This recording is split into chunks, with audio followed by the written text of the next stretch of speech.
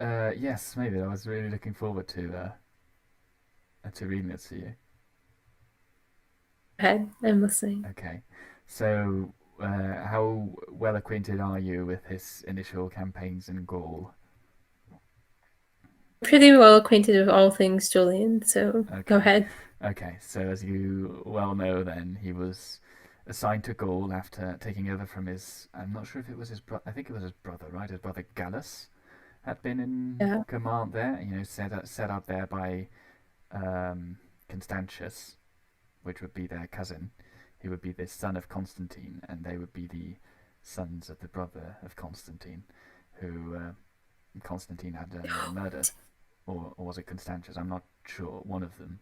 It's a Hey, complicated are you family already at tree. the part where he ordered Gallus to be executed?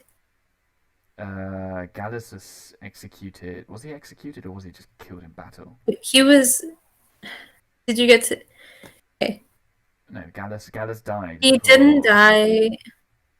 He ordered him to be executed, I think, in 364, but he did. He didn't end up doing that. How did he die?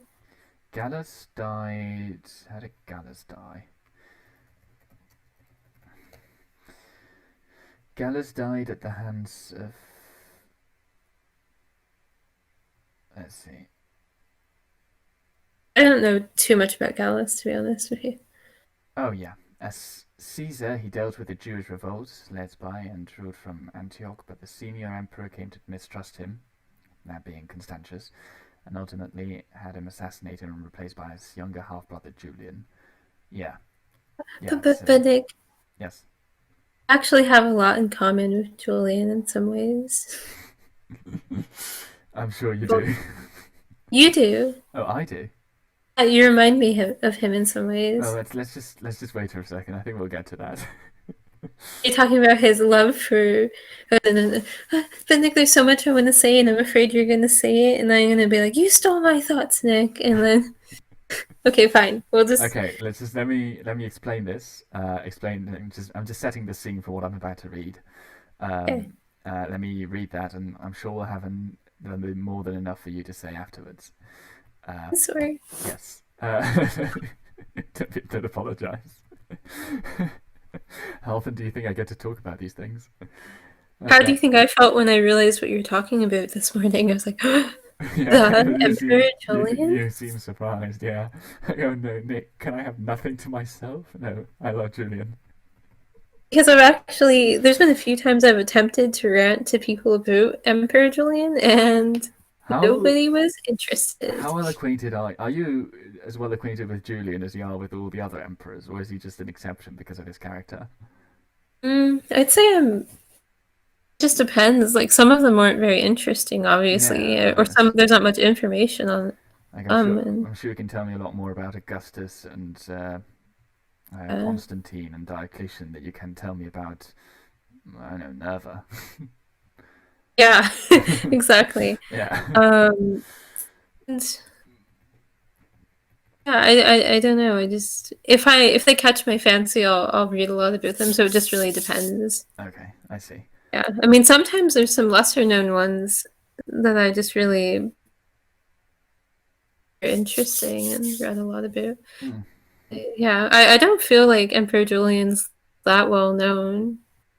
No, no, it surprises me that he isn't well known because his character is so interesting.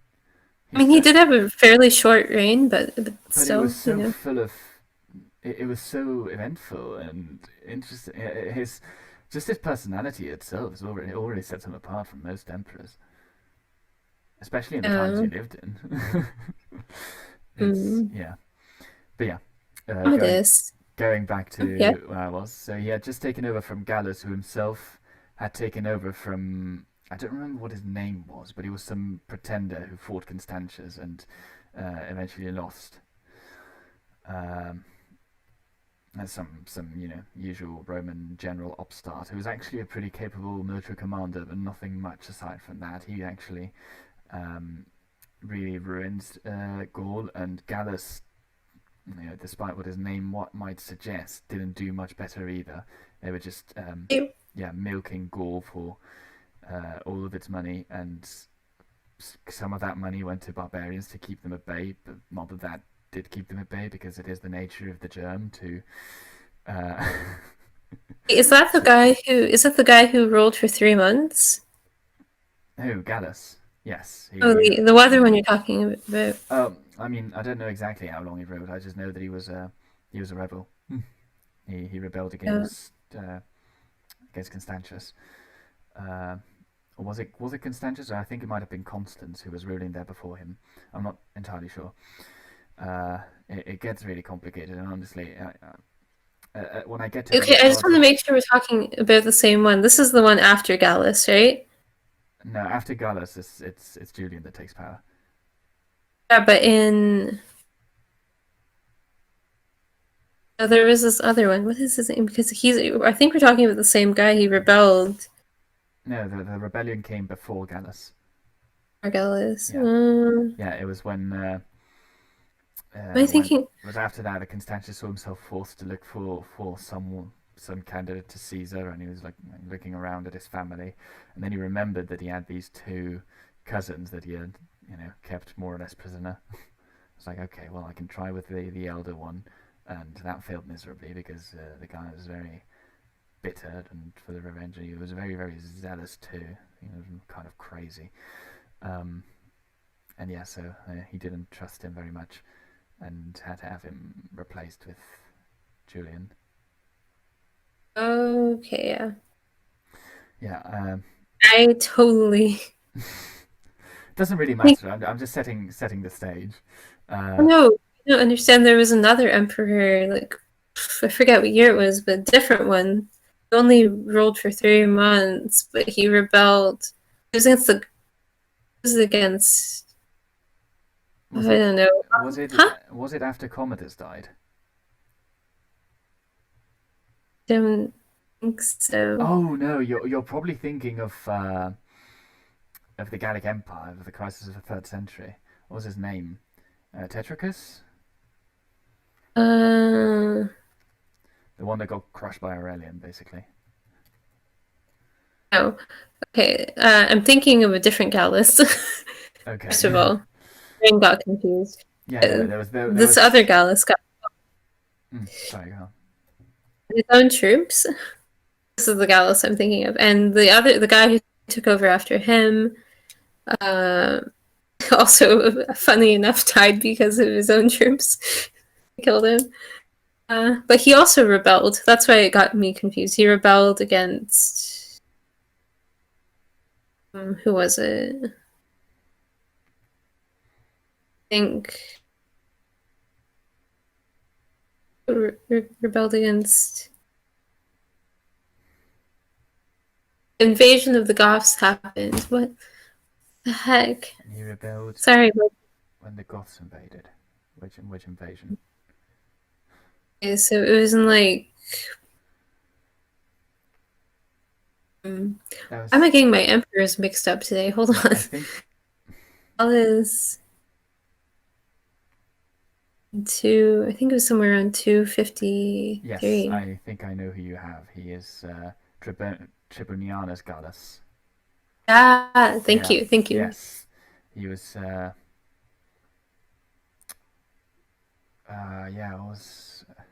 Was he the one of?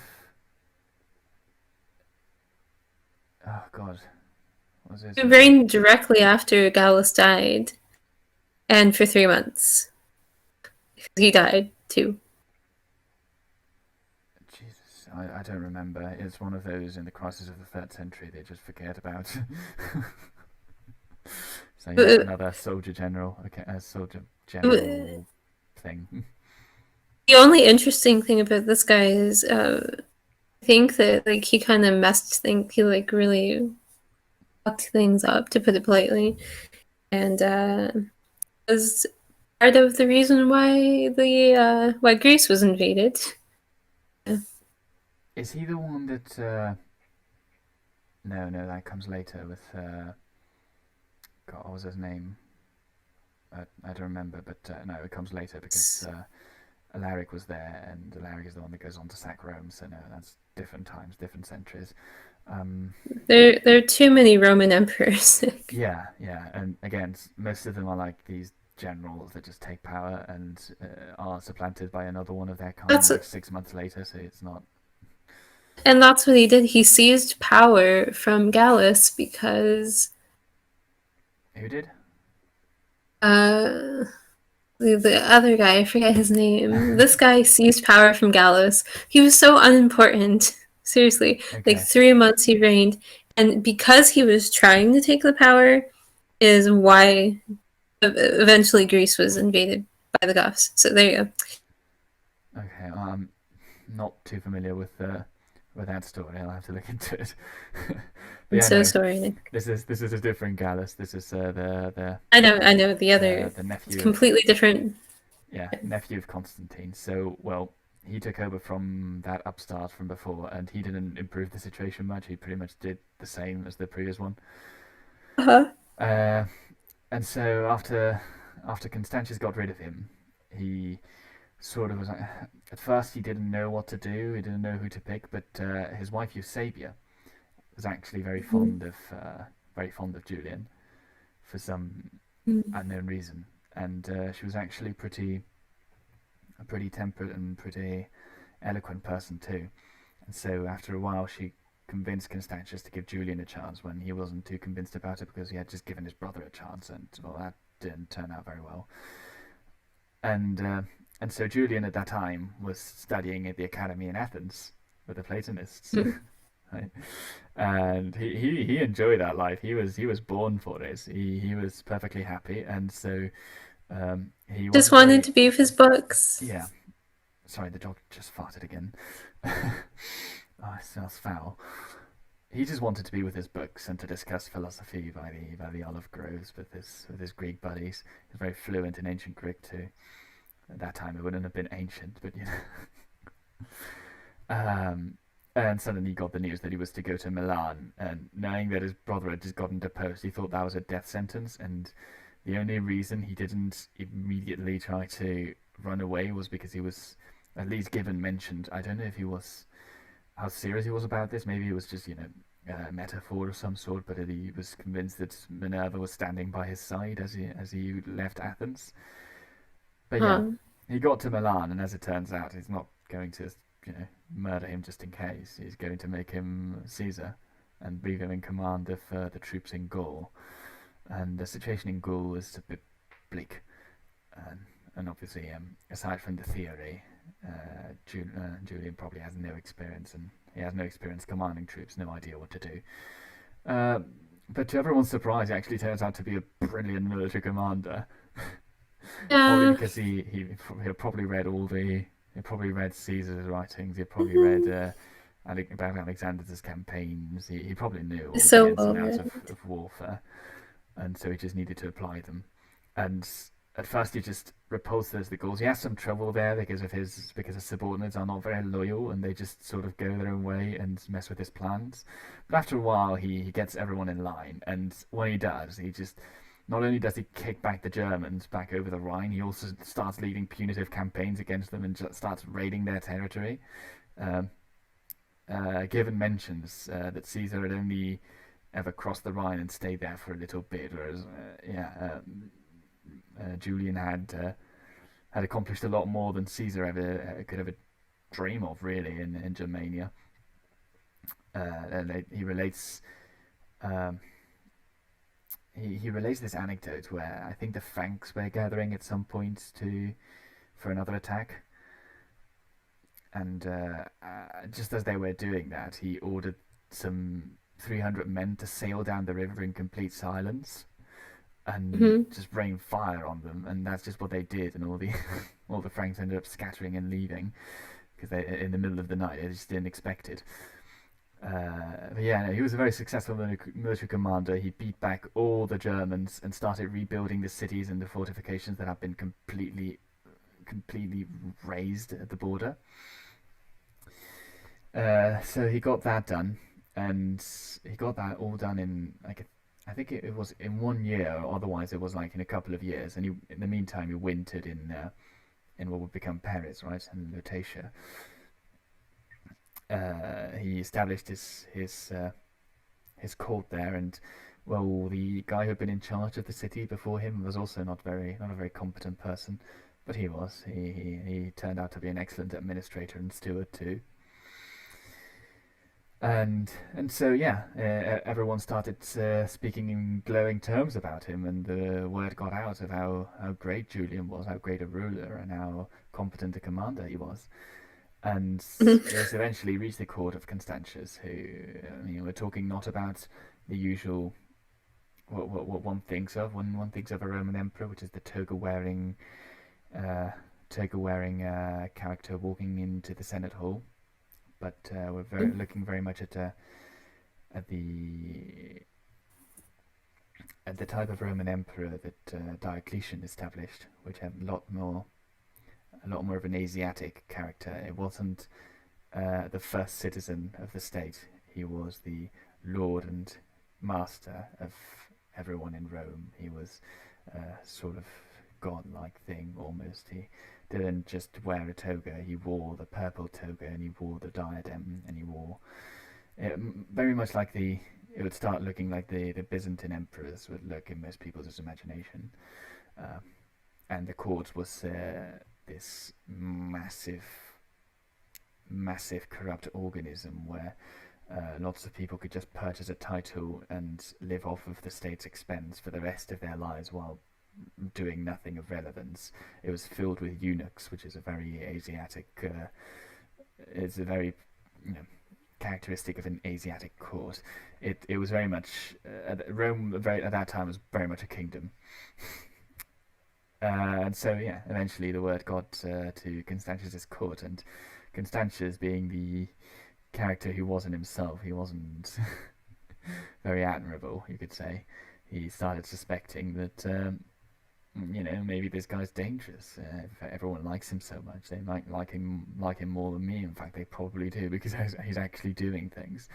And so when he started sending letters to the provinces, he would try to take, since Julian was Caesar, not Augustus, he would try and take credit for his victories and everything. And at the same time, shortly after that, the Parthians declared war and tried to invade, as they do. Parthians, no, it would be the Sassanids at this point, sorry. Just the Persians. And so Constantius came up with a brilliant plan to make sure that Julian could not rise up against him or take power from him, which he would command the Gallic legions to go east and fight the Persians for him. And so he sent the letter, and Julian received it. He sent it with his own emissaries, and the letter explicitly stated that the emissaries were the ones to carry out the orders, not him. But of course, the problem is the Gallic legions were mostly composed of auxiliaries that had been recruited in Gaul itself, and when they recruited those auxiliaries there, it was under the condition that they would never have to cross the Alps. So the troops, understandably, weren't very happy with these orders. Julian, understandably, wasn't very happy with these orders because, well, he just saved Gaul and now all the troops are leaving. What's going to happen? All his efforts are just going to be undone in a couple of months. As soon as the Germans get word that the legions just left, they're just going to come back. Julian sort of finds himself between a rock and a hard place, really, because what can he do? He can either agree to have his troops sent back or disobey Constantius and then start a civil war as a consequence. And obviously he doesn't want to send the troops back, not just because of them not being happy, but because he being the character that he is, he wants to conduct himself honorably, and he had made a pledge to these soldiers, and he had made a pledge to the people of Gaul to keep them protected too. And so he decides that at the end, he decides that loyalty to the ruler is the greatest of the virtues there, and decides to send the legions away. But they don't get very far before the legions just they get in pretty close to an uprising, and so Julian rides out to meet them and gives them a speech. and decides that it's better if he accompanies them and leads these troops himself to the east. And so he goes with them, and at some point, during the speech, he remarks, he himself says to the legions what essentially is that, no, you're absolutely right, and they shouldn't be doing this to you. And they take that as a sign that he is with them, and that he's willing to start a civil war. And so, in the middle of the night, some guy's just proclaiming Augustus, and he's like trapped in his tent, trying not to come out, trying to let it die down, while everyone is outside proclaiming an emperor. And he's like, no, I don't want to be emperor. But yeah. I wanted to talk about how he was hesitant about being emperor. Yeah. Oh, sorry. It's okay. I just want to. Okay, so you're familiar with the whole story then?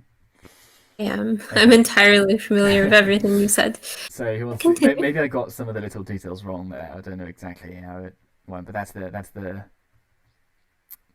You mostly got it right. Yeah. Sorry, then you're the expert. I'm not an expert, but continue. Yeah. Well, anyway, I'll cut to the chase. Eventually, Constantius gets wind of this, and he's not very happy. One of his emissaries almost gets torn into pieces for opposing this. And he decides, well, I'll deal with the Persians first because they're sort of already here, and then I'll go and deal with Julian. And they're trying to negotiate a peace like 3,000 miles away. One is sitting in Antioch, and the other is sitting in Paris, and they're trying to negotiate a peace, and that doesn't get anywhere. And that is where I wanted to start, more or less. Let me see. Yeah. It says, the ambassadors of Julian had been instructed to execute with the utmost diligence their important commission. But in their passage through Italy and Illyricum, they were detained by the tedious and affected delays of the provincial governors.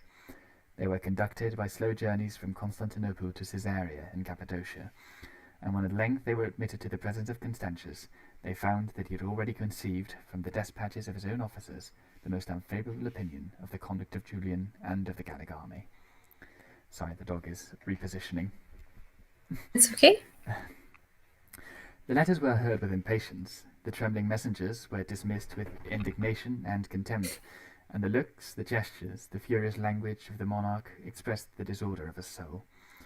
The domestic connection, which might have reconciled the brother and the husband of Helena, was recently dissolved by the death of that princess, whose pregnancy had been several times fruitless, and was at last fatal to herself. The Empress of Sabia had preserved, to the last moment of her life, the warm and even jealous affection which she had conceived for Julian, and her mild influence might have moderated the resentment of a prince who, since her death, was abandoned to his own passions and to the arts of his eunuchs. But the terror of a foreign invasion obliged him to suspend the punishment of a private enemy. He continued his march towards the confines of Persia, and thought it sufficient to signify the conditions which might entitle Julian and his guilty followers to the clemency of their offended sovereign. He required that the presumptuous Caesar should expressly renounce the appellation and rank of Augustus which he had accepted from the rebels, that he should descend to his former station of a limited and dependent minister, that he should vest the powers of the state and army in the hands of those officers who were appointed by the imperial court, and that he should trust his safety to the assurances of pardon, which were announced by Epictetus, a Gallic bishop, and one of the Arian favourites of Constantius. Several months were ineffectually consumed in the treaty which was negotiated at a distance of 3,000 miles between Paris and Antioch, and as soon as Julian perceived that his moderate and respectful behaviour served only to irritate the pride of an implacable adversary, he boldly resolved to commit his life and fortune to the chance of a civil war. He gave a public and military audience to the Quaestor Leonis. The haughty epistle of Constantius was read to the attentive multitude, and Julian protested, with the most flattering deference, that he was ready to resign the title of Augustus if he could obtain the consent of those whom he acknowledged as the authors of his elevation.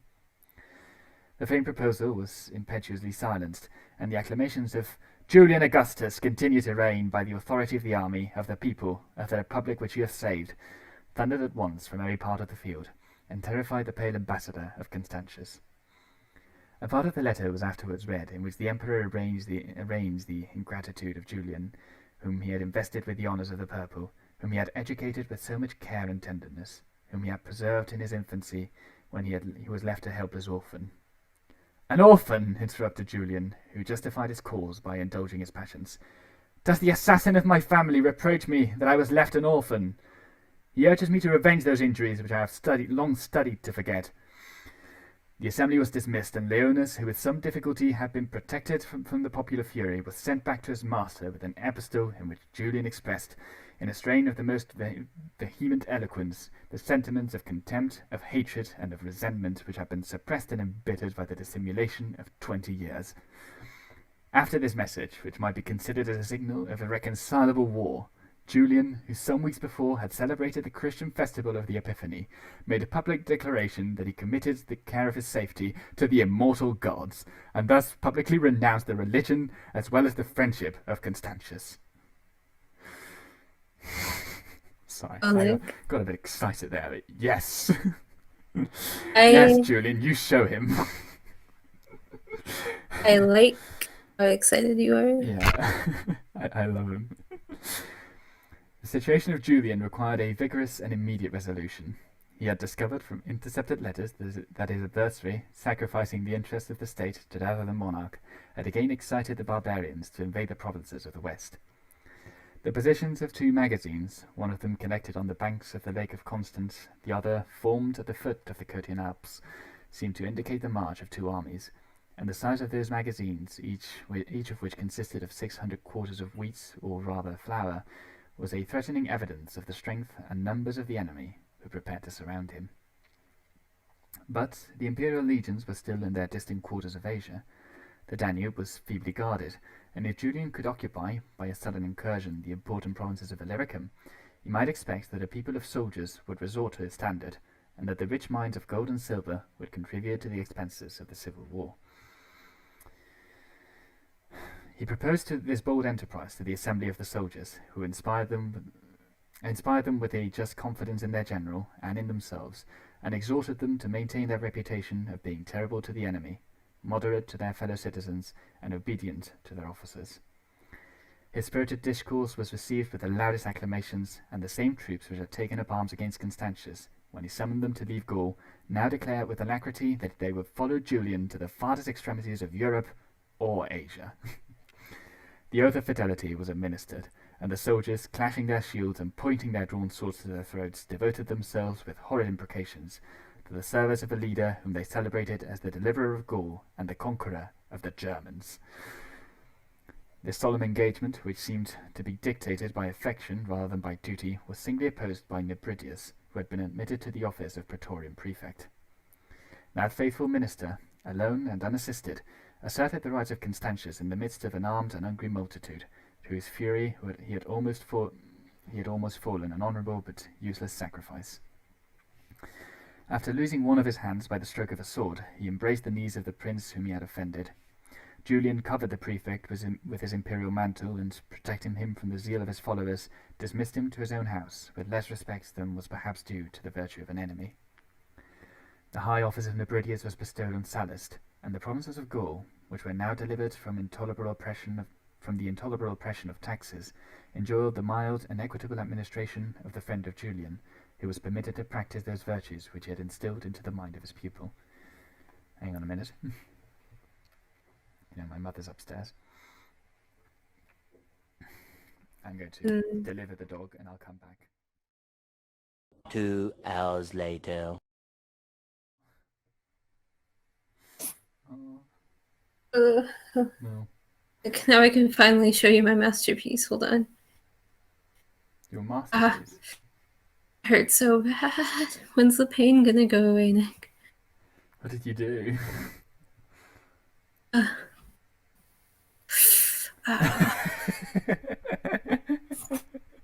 Is that what you were doing? Yes. That's what took you so long? Oh, no, I was petting the dog. Oh, okay. You made this while I read to you, or... Yes. Brilliant. It's for you, Nick. Oh, thank you. I'm actually going to save this. Got it, Nick.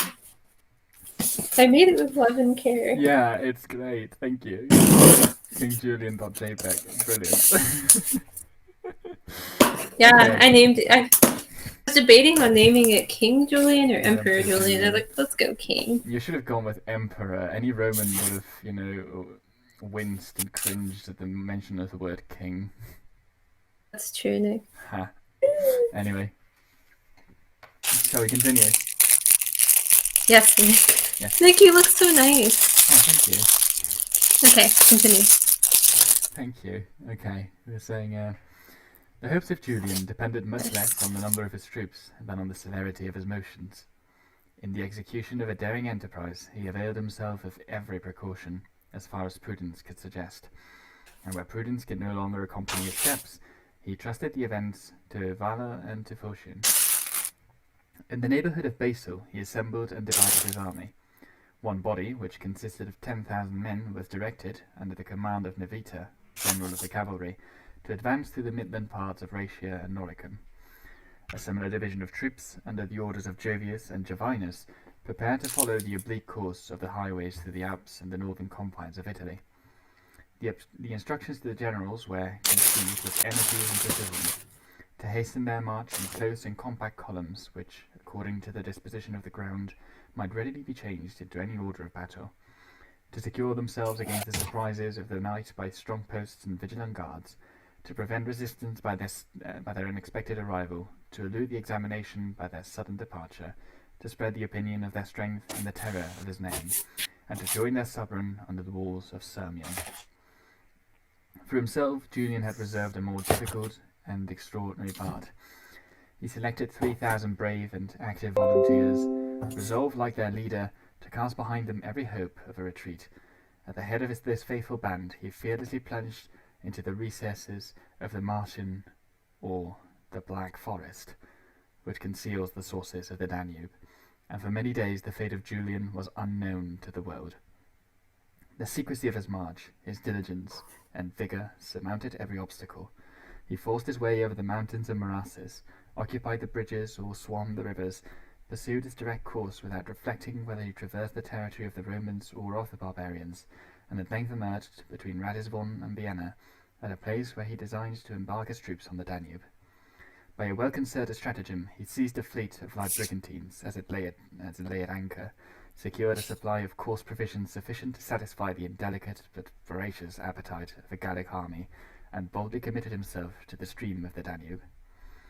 The labours of his mariners, who plied their oars with incessant diligence, and the steady continuance of a favourable wind, carried his fleet above 700 miles in 11 days, and he had already disembarked his troops at Bononia, only 19 miles from Sirmium, before his enemies could receive any certain intelligence that he had left the banks of the Rhine. In the course of this long and rapid navigation, the mind of Julian was fixed on the object of his enterprise, and though he accepted the deputations of some cities which hastened to claim the merit of an early submission, he passed before the hostile stations, which were placed along the river, without indulging the temptation of signalizing a useless and ill-timed valour. The banks of the Danube were crowded on either side with spectators, who gazed on the military pomp, anticipated the importance of the event, and diffused to the adjacent country the fame of a young hero who advanced with more than mortal speed at the head of the innumerable forces of the West. Lucilian, who with the rank of general was the cavalry commanded commanded the military powers of Illyricum, was alarmed and perplexed by the doubtful reports, which he could neither reject nor believe. He had taken some slow and irresolute measures for the purpose of collecting his troops, when he was surprised by Dagalaifus, an active officer whom Julian, as soon as he landed at Bononia, had pushed forwards with some light infantry. The captive general, uncertain of his life or death, was hastily thrown upon a horse, and conducted to the presence of Julian, who kindly raised him from the ground, and dispelled the terror and amazement which seemed to stupefy his faculties. But Lucilian had no sooner recovered his spirits than he betrayed his want of discretion, by presuming to admonish his conqueror that he had rashly ventured, with a handful of men, to expose his person in the midst of his enemies. "Reserve for your master Constantius these timid remonstrances," replied Julian, with a smile of contempt. "When I gave you my purple to kiss, I perceived you not as a counsellor, but as a suppliant. Conscious that success alone could justify his attempt, and that boldness only could command success, he instantly advanced at the head of 3,000 soldiers to attack the strongest and most populous city of the Illyrian provinces. As he entered the long suburb of Sirmium, he was received by the joyful acclamations of the army and people, who, crowned with flowers and holding lighted tapers in their hands, conducted their acknowledged sovereign to his imperial residence.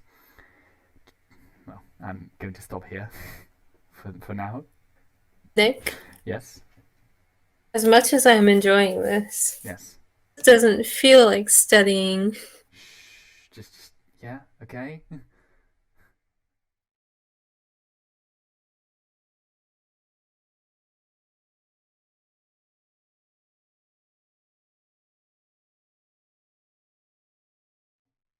Remember that I had to tell you the thing about my mother.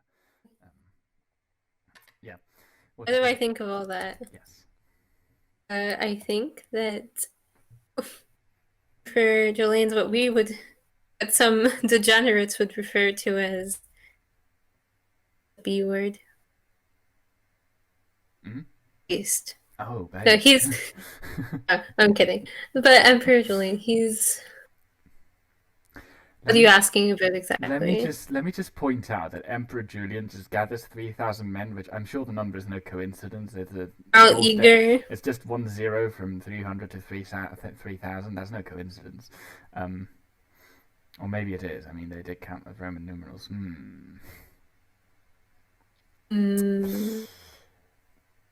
Maybe it is. Maybe it is just a coincidence. Oh well. He gathers 3,000 men, and he essentially. It's essentially Aragorn and his faithful men charging into the pass of the death. But the amazing... And disappearing into the path of the death and emerging on the other side and sailing up the river with reinforcements. Let me be excited. Let me be excited too. He got all those men to fight for him eagerly. You know, he was a scholar. He was a... You remember this? He was good at... Yeah, this whole mess started because those men were forced to leave Gaul, and now they're all pledging to follow him to the ends of the earth. Yeah. He was a reluctant emperor, too. He didn't want to be. Yeah. You know, he wanted to read.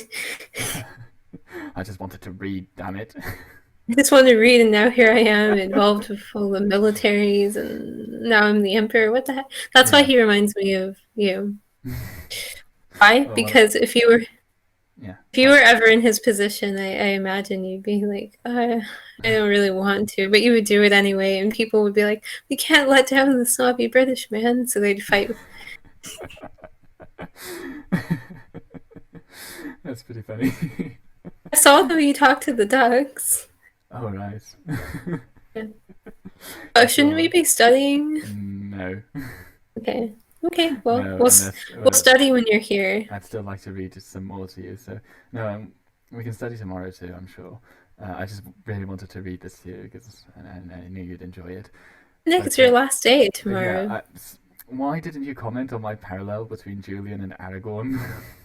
I thought that was excellent. It's just, but yeah, just imagine that you're the what is it, Massilius, the commander of the troops in Illyricum. Yeah, so where's the enemy? Well, last thing we heard of him, he was on the banks of the Rhine. Yeah, about that. He's over the horizon. What do you mean he's over the horizon? How did he get there? We don't know. He just appeared on the Danube all of a sudden. But that too, the balls on him, he just grabs... 3,000 is not that many men. Especially in this time when the hordes of the barbarians are getting bigger and bigger. We're talking about hundreds of thousands.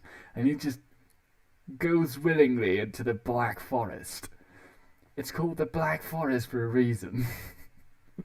It's black. It's black and dark, and that's where Varys' legions just disappeared. Oh, Nick. And what happened to Varys' legions? Nothing good. Nothing good. He would have... He would have grown up with stories of what happened to Varys' legions, and he just ventures into the Black Forest just like that. Oh, Nick. Yeah, nothing good came out of the Black Forest, and yes, that includes you. But wait, what? Wait, but Nick, I was conceived in the Black Forest. Oh, yes, so technically. So I'm not good? I'm just messing with you. Nick. You know, nothing good ever came out of white people. Anyway, but Nick, oh, I think it's so neat when you read about these certain emperors or commanders or anything like that, and they go into situations or into places that have a reputation like that, and they just like don't care at all. Like, yep, balls with steel. Yeah, I'm sure he pulls something like that in the Parthian campaign too, and I just can't wait to get to it. But yeah, shall we continue on to his more personal history with religion and the way he developed, if you want? Yes, Nick. But Nick, words. Are you not going to have dinner? Yes. After we're done with this, I might go and have dinner. But for your mother, because you're leaving soon. Yes, she'll be there. Not like me. I'm very sentimental. The last couple days before I leave, I'm like, Mom, like attached to her leg. Yeah, I was just upstairs and I hugged her again, and she just looked at me and said, "Okay, just because you're leaving soon." Oh. Yeah. Not that she didn't want it; she just pretended not to. I know. I do that too sometimes. Okay, continue. Okay, I'll just this is not a continuation from where I was just reading. You know, it continues until the civil war seems to be going on, but there's never actually a confrontation because Constantius just dies. Which, by the way, despite his many faults, he has the decency to, in his deathbed, declare Julian emperor. Now, that was a kind of unexpected move from him. He was always a very jealous sort of character, and all of a sudden he just, I hate him, but he's the emperor, fine. Which some say is maybe because his wife had just gotten pregnant, and he wanted to try to ensure that Julian would show some clemency. Which I didn't like Constantius, but that got to me. Yeah. Oh. But yeah, this is a completely different chapter, chapter 23 of volume 2 of Decline and Fall. And it talks about, it says here, the religion of Julian, universal toleration. He attempts to restore and reform the pagan worship, to rebuild the Temple of Jerusalem, his artful persecution of the Christians, and mutual zeal and injustice. We won't read all of it, but I will read like 7 or 8 pages before I get to the point where I want to get, which is this last, so far, is the last thing that has made me fall in love with him. Okay. It says, the character of the apostate has injured the reputation of Julian, and the enthusiasm which clouded his virtues has exaggerated the real and apparent magnitude of his faults. Our partial ignorance may represent him as a philosophic monarch who studied to protect with an equal hand the religious factions of the empire, and to allay the theological fever which had inflamed the minds of the people from the edicts of Diocletian to the exile of Athanasius. A more accurate view of the character and conduct of Julian will remove this favourable prepossession for a prince who did not escape the general contagion of the times. We enjoy the singular advantage of comparing the pictures which have been delineated by his fondest admirers and his implacable enemies. The actions of Julian are faithfully related by a judicious and candid historian, the impartial spectator of his life and death. The unanimous evidence of his contemporaries is confirmed by the public and private declarations of the emperor himself, and his various writings express the uniform tenor of his religious sentiments, which policy would have prompted him to dissemble rather than to affect.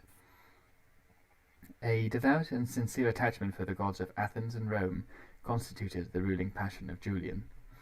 The powers of an enlightened understanding were betrayed and corrupted by the influence of superstitious prejudice, and the phantoms which existed only in the mind of the emperor had a real and pernicious effect on the government of the empire. The vehement zeal of the Christians, who despised the worship and overturned the altars of those fabulous deities, engaged their votary in a state of irreconcilable hostility with a very numerous party of his subjects, and he was sometimes tempted, by the desire of victory or the shame of repulse, to violate the laws of prudence and even of justice. The triumph of the party which he deserted and opposed has fixed a stain of infamy on the name of Julian, and the unsuccessful apostate has been overwhelmed with a torrent of pious invectives, of which the signal was given by the sonorous trumpet of Gregory Nazianzen. I'm not sure I'm pronouncing that right. Some religious figure. The interesting nature of the events which were crowded into the short reign of this active emperor deserves a just and circumstantial narrative. His motive, his counsels, and his actions, as far as they are connected with the history of religion, will be the subject of the present chapter. The cause of his strange and fatal apostasy may be derived from the early period of his life, when he was left an orphan in the hands of the murderers of his family. The names of Christ and of Constantius, the ideas of slavery and of religion, were soon associated in a youthful imagination, which was susceptible of the most lively impressions. The care of his infancy was entrusted to Eusebius, Bishop of Nicomedia, who was related to him on the side of his mother, and till Julian reached the 20th year of his age, he received from his Christian preceptors the education not of a hero, but of a saint. The emperor, less jealous of a heavenly than of an earthly crown, contented himself with the imperfect character of the catechumen, while he bestowed the advantages of baptism on the nephews of Constantine. They were even admitted to the inferior officers of the ecclesiastical order, and Julian publicly read the Holy Scriptures in the Church of Nicomedia. The study of religion, which they assiduously cultivated, appeared to produce the fairest fruits of faith and devotion. They prayed, they fasted, they distributed the alms to the poor, gifts to the clergy, and oblations to the tombs of the martyrs, and the splendid monument of St. Mammers at Caesarea was erected, or at least was undertaken, by the joint labour of Gallus and Julian. They respectfully conversed with the bishops who were eminent for superior sanctity, and solicited the benediction of the monks and hermits who had introduced into Cappadocia the voluntary hardships of the ascetic life. As the two princes advanced towards the years of manhood, they discovered, in their religious sentiments, the difference of their characters. The dull and obstinate understanding of Gallus embraced with implicit zeal the doctrines of Christianity, which never influenced his conduct or moderated his passions. The mild disposition of the younger brother was less repugnant to the precepts of the gospel, and his active curiosity might have been gratified by a theological system which explains the mysterious essence of the deity and opens the boundless prospect of invisible and future worlds. But the independent spirit of Julian refused to yield to the passive and unresisting obedience which was required in the name of religion by the haughty ministers of the Church. Their speculative opinions were imposed as positive laws and guarded by the terrors of eternal punishments, but while they prescribed the rigid formula of the thoughts, the words, and the actions of the young prince, whilst they silenced his objections and severely checked the freedom of his inquiries, they secretly provoked his impatient genius to disclaim the authority of his ecclesiastical guides. This, I'm sure, will sound quite relatable to you specifically, based on what you've told me about your history with the Catholic Church. Doesn't it? Yeah. Yeah, it seems like I think you mentioned questioning. At the very least, you questioned the origin of Sodom and Gomorrah, and instead of trying to explain to you that it's supposed to be a metaphor, that you're not actually supposed to believe the story, or you don't have to, instead of trying to explain the religion and the essence of God to you, instead of trying to explain to you how it all works, they just told you to shut up and believe it. Yeah, like I questioned a lot of things, so like if God's on. Yeah, sorry, go on.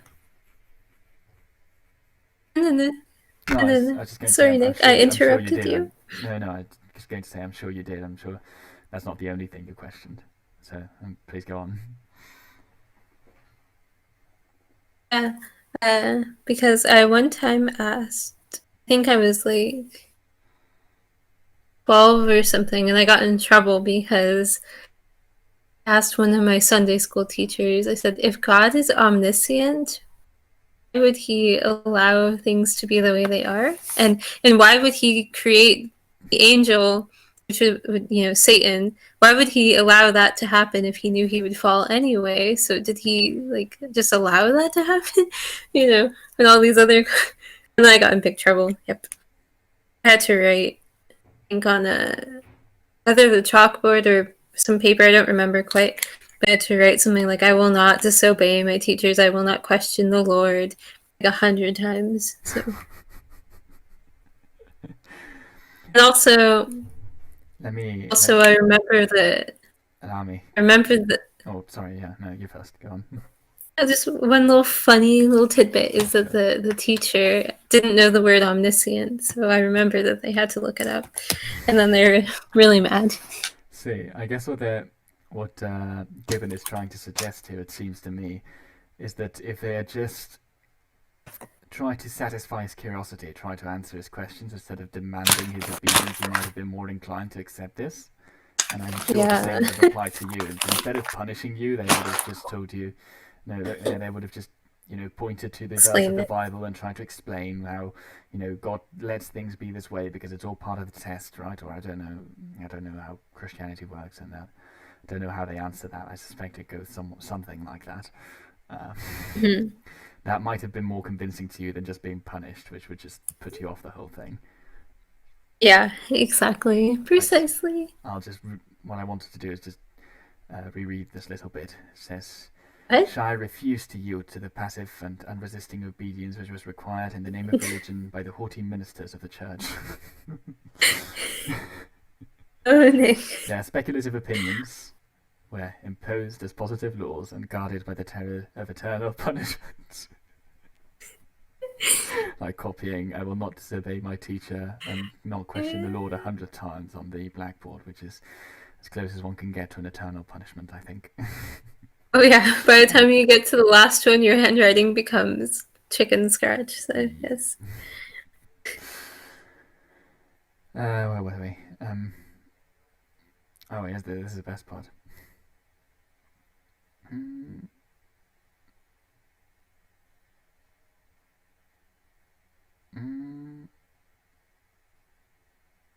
Yeah.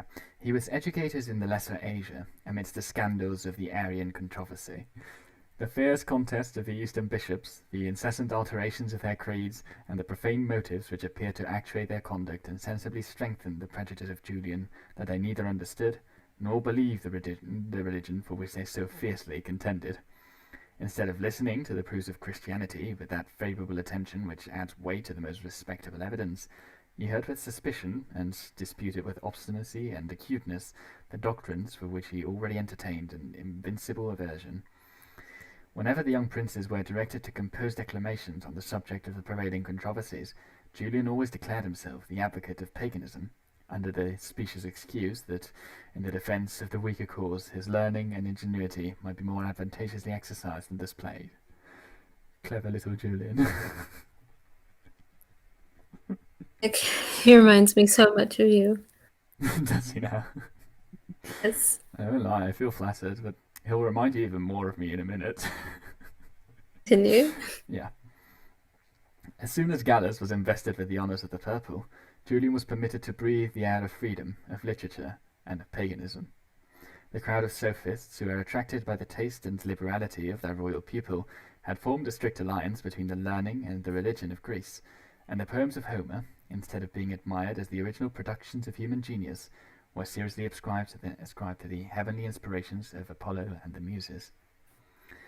The deities of Olympus, as they are painted by the immortal bard, imprint themselves on the minds which are the least addicted to superstitious credulity. Our familiar knowledge of their names and characters, their forms and attributes, seems to bestow on those airy beings a real and substantial existence, and the pleasing enchantment produces an imperfect and momentary ascent of the imagination to those fables which are the most repugnant to our reason and experience. In the age of Julian, every circumstance contributed to prolong and fortify the illusion. Magnificent temples of Greece and Asia, the works of those artists who had expressed, in painting or in sculpture, the divine conceptions of the poet, the pomp of festivals and sacrifices, the successful art of divination, the popular tradition of oracles and prodigies, and the ancient practice of 2,000 years. The weakness of polytheism was, in some measure, excused by the moderation of its claims, and the devotion of the pagans was not incompatible with the most licentious scepticism. Instead of an indivisible and regular system, which occupies the whole extent of the believing mind, the mythology of the Greeks was composed of 1,000 loose and flexible parts, and the servant of the gods was at liberty to define the degree and measure of his religious faith. The creed which Julian adopted for his own use was of the largest dimensions, and by a strange contradiction, he disdained the salutary yoke of the gospel, whilst he made a voluntary offering of his reason on the altars of Jupiter and Apollo. One of the orations of Julian is consecrated to the honour of Cybele, the mother of the gods, who required from her effeminate priests the bloody sacrifice so rashly performed by the madness of the Phrygian boy. The pious emperor condescends to relate, without a blush and without a smile, the voyage of the goddess from the shores of Pergamus to the mouth of the Tiber, and the stupendous miracle which convinced the Senate and the people of Rome that the lump of clay which their ambassador had transported over the seas was endowed with life and sentiment and divine power. For the truth of this prodigy he appeals to the public monuments of the city, and censures, with some acrimony, the sickly and affected taste of those men who impertinently derided the sacred traditions of their ancestors. But the devout philosopher, who sincerely embraced and warmly encouraged the superstition of the people, reserved for himself the privilege of a liberal interpretation, and silently withdrew from the foot of the altars into the sanctuary of the temple. The extravagance of the Grecian mythology proclaimed, with a clear and audible voice, that the pious inquirer, instead of being scandalized or satisfied with the literal sense, should diligently explore the occult wisdom which had been disguised by the prudence of antiquity under the mask of folly and of fable. The philosophers of the Platonic school, Plotinus, Porphyry, and the divine Iamblichus, were admired as the most skilful masters of this allegorical science, which laboured to soften and harmonize the deformed features of paganism. Julian himself, who was directed in the mysterious pursuit of Odysseus, the venerable successor of Iamblichus, aspired to the possession of a treasure which he esteemed, if we may credit his solemn asseverations, far above the empire of the world. It was indeed a treasure which derived its value only from opinion, and every artist who flattered himself that he had extracted the precious ore from the surrounding dross claimed an equal right of stamping the name and figure the most agreeable to his peculiar fancy. Sorry, I just got distracted by this one note. In the previous page, Gibbon says that for the truth of this prodigy he appeals to the public monuments of the city and censures with some acrimony the sickly and affected taste of those men who impertinently derided the sacred traditions of their ancestors. And Gibbon puts a note here which says, "I cannot refrain from transcribing the emphatical words of Julian," and then there's like two or three lines of ancient Greek, which of course I cannot read and I cannot translate. Gibbon is from a different time, so he just assumes that you understand what that means. But even though I don't understand a single word, I get a pretty clear idea of what it must be saying.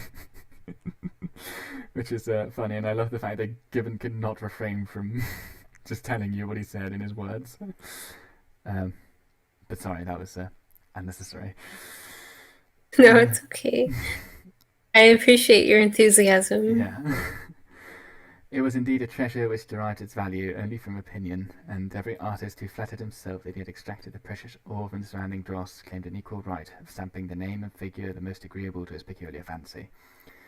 The fable of Attis and Cybele had been already explained by Porphyry, but his labour served only to animate the pious industry of Julian, who invented and published his own allegory of that ancient and mystic tale. This freedom of interpretation, which might gratify the pride of the Platonists, exposed the vanity of their art.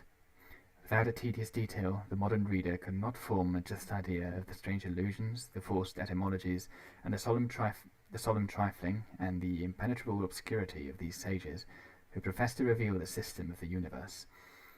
As the traditions of pagan mythology were variously related, the sacred interpreters were at liberty to select the most convenient circumstances, and as they translated an arbitrary cipher, they could extract from any fable any sense which was adapted to their favourite system of religion and philosophy.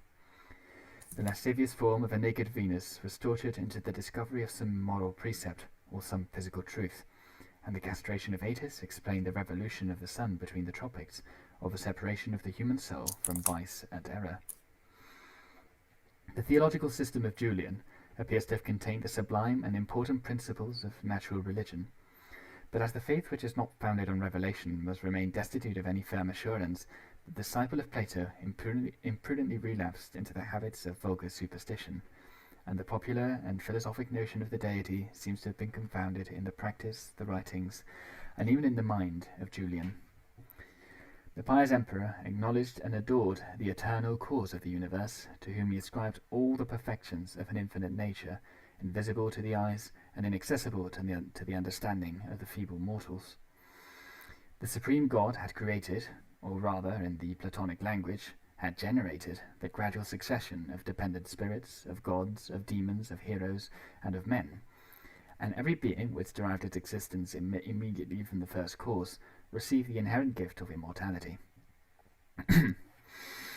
That so precious an advantage might not be lavished upon unworthy objects, the Creator had entrusted to the skill and power of the inferior gods the office of forming the human body, and of arranging the beautiful harmony of the animal, the vegetable, and the mineral kingdoms.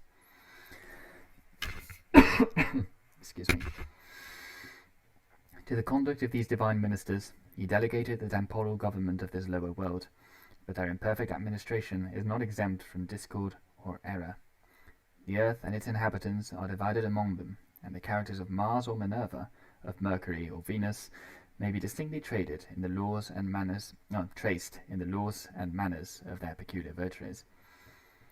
As long as our immortal souls are confined in a mortal prison, it is our interest as well as our duty to solicit the favour and to deprecate the wrath of the powers of heaven, whose pride is gratified by the devotion of mankind, and whose grosser parts may be supposed to derive some nourishment from the fumes of sacrifice. The inferior gods might sometimes condescend to animate the statues and to inhabit the temples which were dedicated to their honour.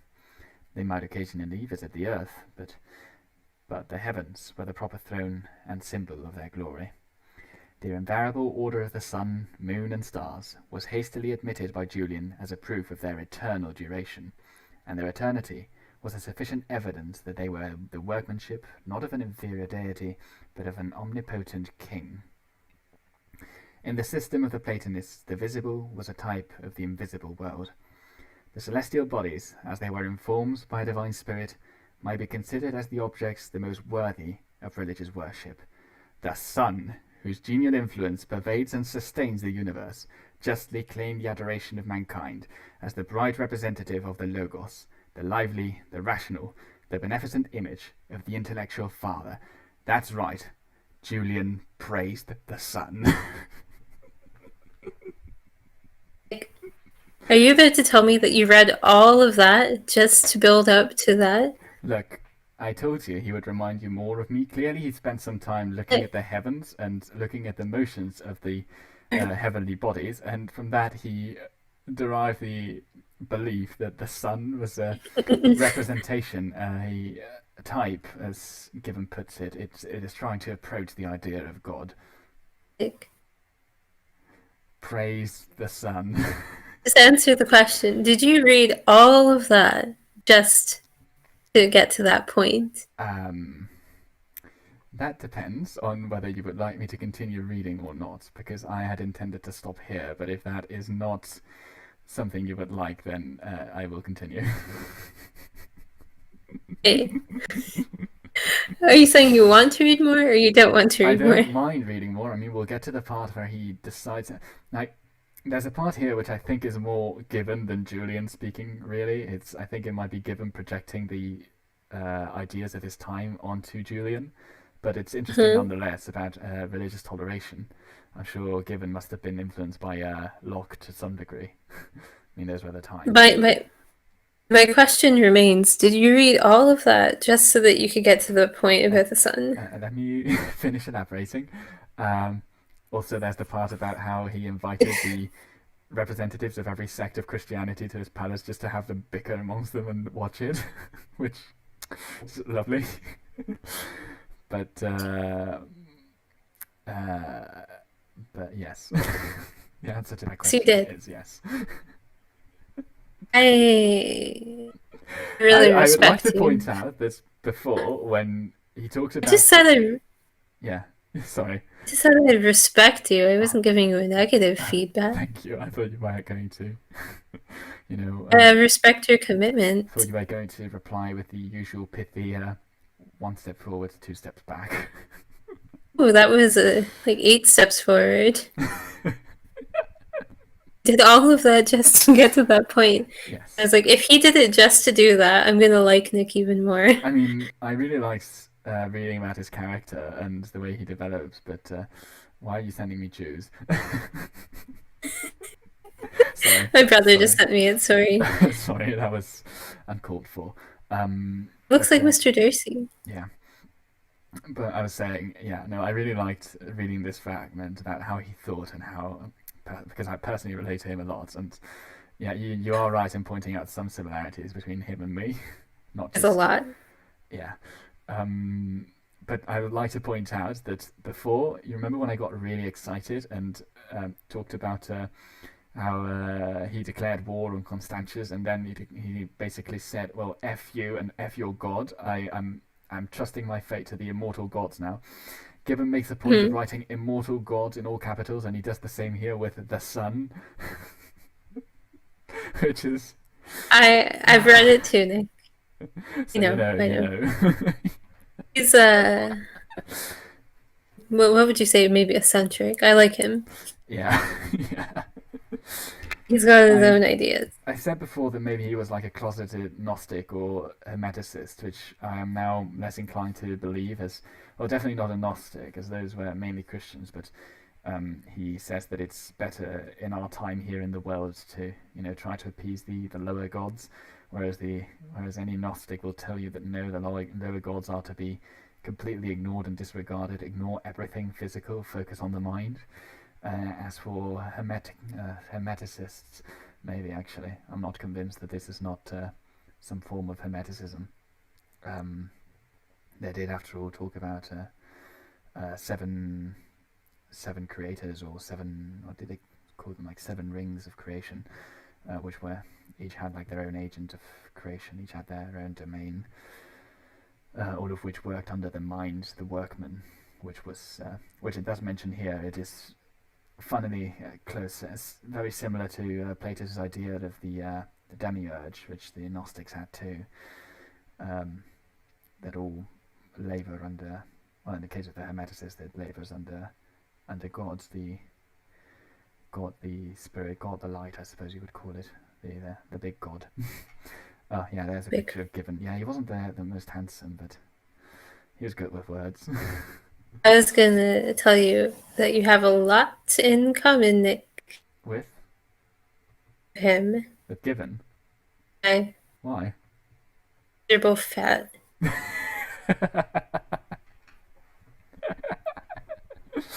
Thank you. Eccentric. I don't know. Was he eccentric? He does. Have you read any of his other work? No. Well, maybe you should, Nick. Okay. Maybe you should. I'll have a look. He doesn't come across as too eccentric here. He just comes across as someone who has very strong opinions. Think of the time, Nick. Think of the time. Yeah, 18th century, right? Yeah. Enlightenment. Yeah, he's. Yeah, you could definitely see the Enlightenment influence pervading the text and some bits. If you want me to continue reading, we'll see it very clearly. You've already read for so long, Nick. It's not like actually I could listen to you read all day, but potatoes. Dinner and study. Potatoes. No, I mean you can finish, but potatoes. Oh, you want to? Yeah, no. Okay, we can leave it here then. You could. I liked your idea though. Maybe we should both read more about him, read about his whole life, and then discuss this properly. Yes. Yeah. I mean, you're talking about Julian, obviously. You don't need to read anything, so. So I was about to say, I think I'm already there, but you can. Yeah. Okay. Well, I mean, I could always use a refresher, I suppose. Yeah, I guess. I can mark out the chapters for you, but the thing is, it's all in volume 2. But in the middle of there, he drops a couple of those 100-page long chapters about the progress of Christianity, which are bit of a slower one. That's true. Nick, I feel so happy. I got to listen to you read one of my favorite books about one of my favorite emperors while wearing a blazer, and your hair looks nice. I'm so happy. Everything is good. One of your favorite emperors? You mean he's not your favorite? Are we talking emperors overall or just Roman? Roman emperors. I'd say he is my favorite Roman emperor. I probably have a poster of him, but he's not my. There's some pretty cool Chinese emperors. You probably have a poster of him. I probably do. Anyway, let's not talk about that.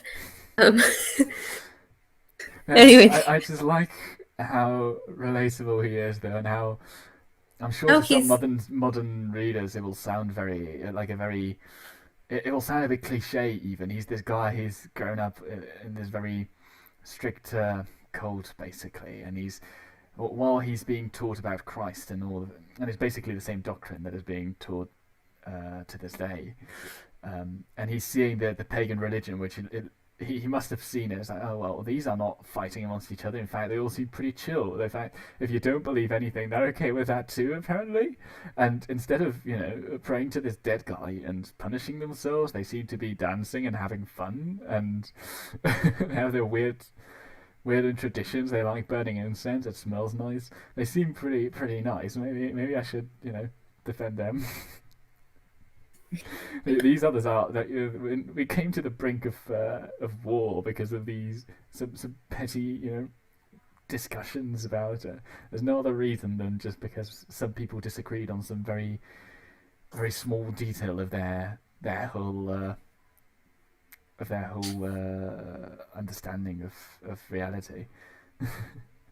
Like they we nearly went to war over semantics. isn't that the case for a lot of horror? No, I don't think so. Talking I, about world history now. no, I think people will justify it with words and titles and semantics and ideas, but I think in most cases there will be some underlying material need in there, or some paradynamics. Whereas here, when we're talking about Arianism versus the Nicene Creed and the Donatists and whoever else there was, and Novatians and Gnostics and Manichaeans and whatever else, I think when we see these, what we're looking at is pure ideology. uh, I just kept realizing it's unbelievable that they came so close to the brink of collapse over what seems to be pure ideology. It's not like they're fighting over resources or anything. No, it's just their beliefs. Yeah. And it's not like it's their beliefs about how to rule or anything. It's their beliefs about the nature of God, which is something that believing one thing or the other is not going to influence your life in any way. The afterlife, maybe, but your physical life, no. So it's not any physical, material reason. It's, yeah. Do